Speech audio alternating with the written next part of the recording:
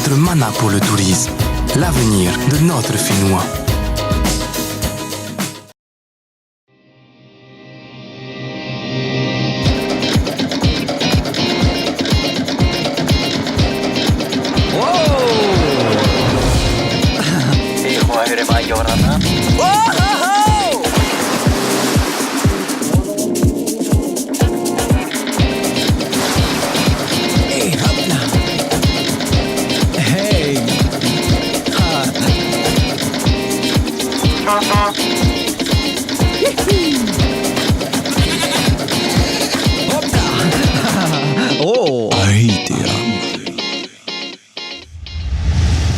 Yaorana à toutes et à tous et bienvenue dans Ahitea, votre émission hebdomadaire consacrée au tourisme et ses métiers. Cette semaine, je vous propose de m'accompagner au Forum des formations et métiers du tourisme, de visiter le Backpacker Mahana Lodge et sans oublier vos astuces. Aujourd'hui, je me trouve à la présidence de la Polynésie française où s'est déroulé le 4e Forum des formations et métiers du tourisme. Cette année, le thème du forum est le digital et la régionalisation et je compte bien y trouver des formations pour percer dans le tourisme. Allez, on y va ? Un tremplin vers l'avenir, c'est ce que propose ce forum.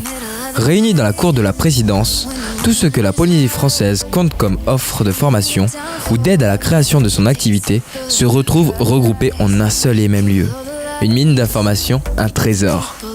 Avant de partir à la chasse, je me munis de la carte. Yorana, c'est possible d'avoir un guide ? Ah super, merci beaucoup. Également. En fonction de ses envies, ses choix, ses projets d'avenir, le chapiteau de la présidence est divisé en 4 pôles. Formation et emploi, création d'activités, métiers et enfin le pôle numérique. Et pour mieux nous orienter, démarrons en beauté avec Inarere et Alice de Tahiti Tourisme. Hey Yorana, Alice et Inarere. Quelle est la mission de Tahiti Tourisme durant ce forum ? Alors Tahiti Tourisme est présent au Forum des formations et métiers du tourisme en Polynésie dont le but premier c'est d'expliquer déjà la mission de Tahiti Tourisme qui est l'organe de promotion de la destination Tahiti et ses îles, de permettre aussi donc à tous les jeunes et tout le public de comprendre les différentes facettes du tourisme, éventuellement de les conseiller sur nos parcours qu'on a effectués, comment on est arrivé au métier, comment on est arrivé à intégrer Tahiti Tourisme. Certaines personnes viennent aussi pour avoir des renseignements parce qu'ils souhaiteraient par exemple créer une pension de famille, donc là on les redirige vers le service du tourisme, on leur explique aussi que Tahiti Tourisme peut les aider dans la promotion de leur hébergement. Donc voilà, c'est vraiment une journée qui est ouverte à tout public, notamment plus précisément pour les jeunes, et de les accompagner, de les conseiller, d'en apprendre aussi. Ah, super en tout cas, donc si j'ai besoin d'orientation, je viens vous voir. Parfait, on sera là pour t'accueillir. Notre quête vers le cursus idéal continue. La thématique du salon, le digital est une source d'emploi dans le tourisme. Internet est devenu indispensable pour se développer. Réseaux sociaux, communication, ces nouveaux outils demandent des compétences bien spécifiques. L'Université de la Polynésie, institution par excellence du savoir et de l'apprentissage, doit avoir les clés pour s'y former.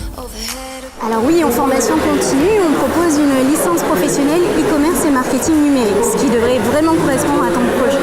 Donc cette 3e année de licence permet aux candidats qui sont déjà titulaires d'un Bac+2, soit dans le numérique déjà, soit dans l'informatique, soit en technique de commercialisation ou dans le tourisme, pour pouvoir justement mettre en place un site web ou un projet de web marketing dans le tourisme. Il y a de la gestion de projet, il y a du web marketing, il y a du marketing, il y a tout ce qui est il y a un peu de programmation. Maintenant le numérique est tellement développé qu'on a tous besoin d'avoir quelqu'un qui s'occupe uniquement de la partie web marketing, toutes les entreprises. De l'université, mettons maintenant le cap sur l'océan. En Polynésie, c'est une vraie source d'emploi. Professeur de plongée, steward sur un voilier ou pêcheur, les métiers de la mer sont nombreux. Mais travailler sur l'océan ne s'improvise pas. Quel diplôme faut-il avoir avant d'aller gagner sa vie au large ? Bonjour. Ça t'intéresse ? Ouais, pourquoi pas, les métiers de la mer sont vraiment prisés. En plus, en Polynésie française, c'est un beau bureau quand même. Voilà. Donc quelles sont les formations que vous proposez ? On propose des formations qui vont du commerce, de la pêche et de la plaisance. Génial, et c'est des formations qui sont à la fois théoriques et pratiques ? Oui, on fait pas mal de théorie. Ensuite, à l'issue de la formation, il va falloir faire de la pratique, monter sur le navire. Et est-ce que c'est une formation qui est payante?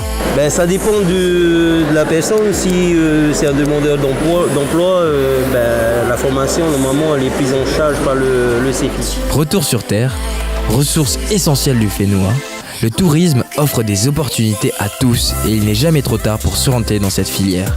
Le RSMA offre cette opportunité. L'objectif justement de cette formation de 6 mois dans le tourisme, c'est bien sûr l'insertion.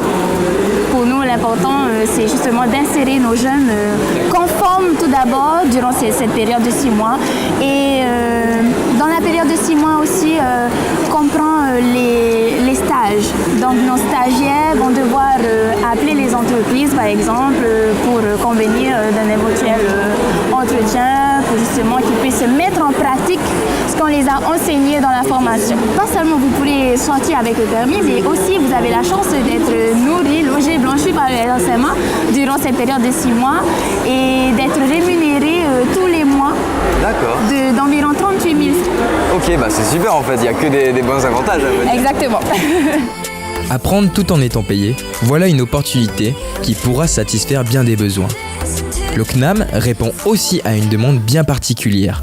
Se former pour améliorer ses compétences ou se réorienter tout en continuant à travailler pour avoir un salaire.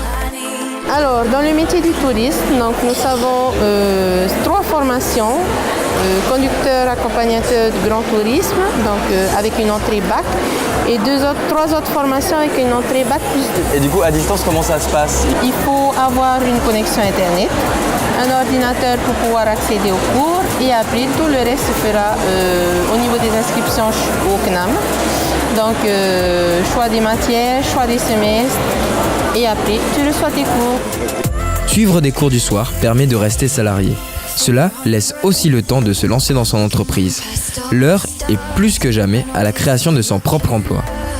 Là aussi, des soutiens existent pour vous permettre de devenir votre propre patron. Initiative Polynésie française est là pour accompagner votre projet. Le principe, c'est que quand tu as un projet d'entreprise, que tu vas voir ta banque, la Sofidep, et que tu sollicites un financement, à ce moment-là, ils peuvent te solliciter également un apport personnel. C'est-à-dire que ton projet fait, je dis n'importe quoi, 10 millions, tu demandes 10 millions, ils vont te dire OK, mais tu apportes quelque chose.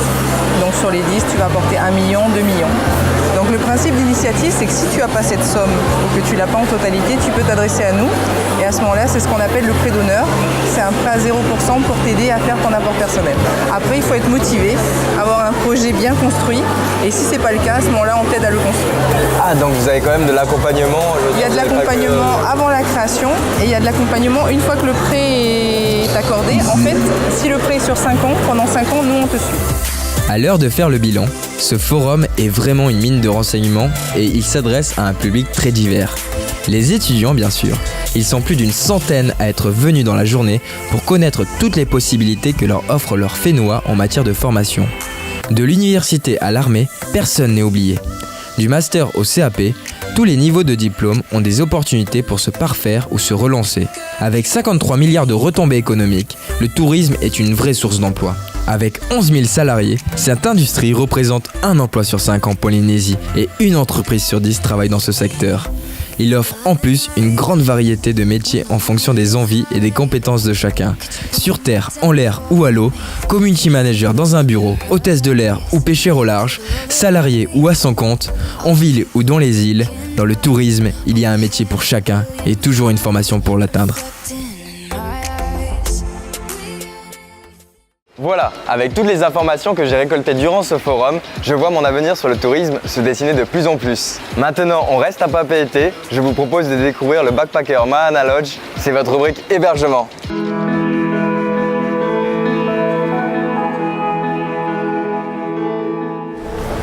Bienvenue à tous, bienvenue à Mahana Lodge, la première auberge de jeunesse de Polynésie. On va faire une petite visite, on y va, suivez-moi.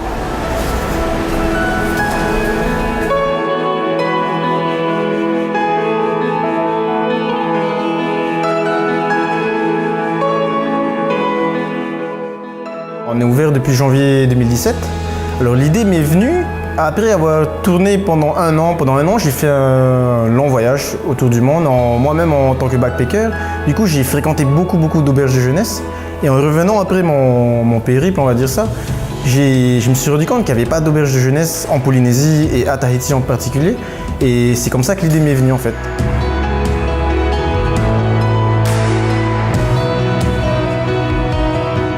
Mahana Lodge Hostel and Backpacker est une auberge de jeunesse, comme son nom l'indique. Et donc le principe de l'hébergement, nous, ça va être plus des dortoirs. On paye pour un lit et on peut être amené à être mélangé avec des personnes qu'on ne connaît pas forcément. Alors notre capacité d'accueil est de 38 personnes maximum. Ça va être des lits superposés dans des dortoirs de 12, de 6 ou de 4 personnes. Mais nous avons également des chambres doubles, chambres privées, privatives, mais qui gardent comme le concept de douche et de toilettes communes avec les espaces communs.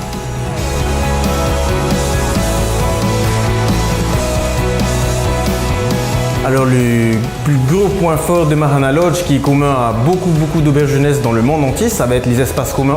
Parce que beaucoup de voyageurs backpackers arrivent ici en solo. Et le plus important pour nous, c'est qu'ils fassent des rencontres avec d'autres backpackers, avec d'autres voyageurs, même avec des locaux qui sont de passage ici, pour faire des rencontres et se faire des amis et sortir ensemble, continuer à visiter la Polynésie ensemble.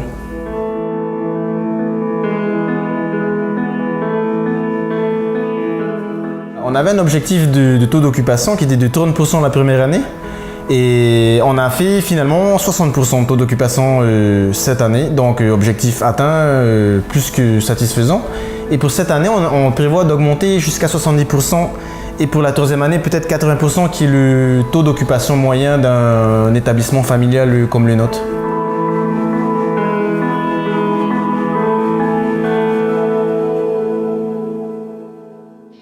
Trop top le Mahana Lodge pour faire un tas de rencontres avec les voyageurs du monde entier. Allez, on revient maintenant au Forum des formations et métiers du tourisme, c'est votre rubrique astuces.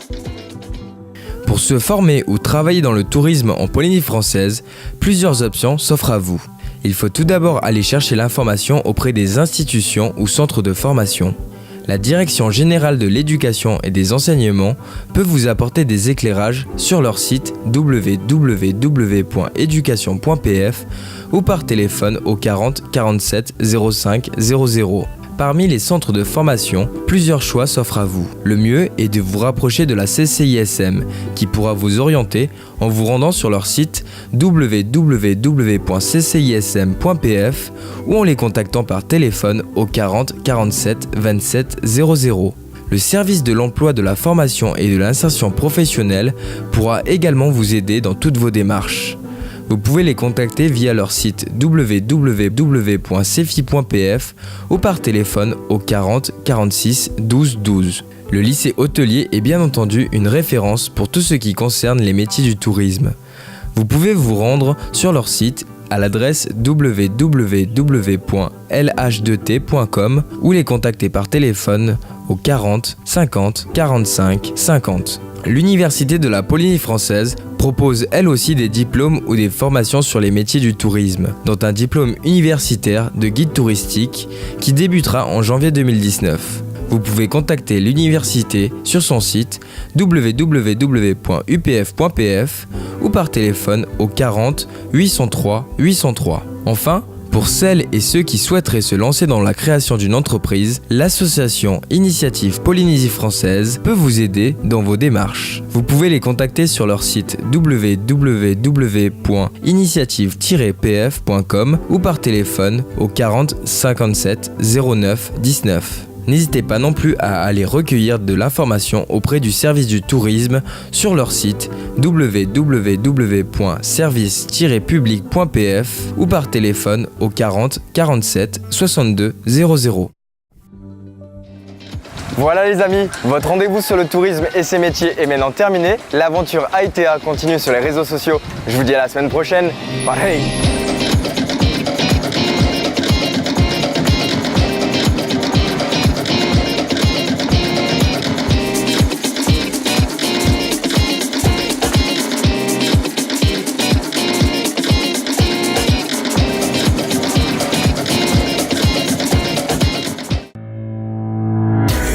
Notre mana pour le tourisme, l'avenir de notre Finnois.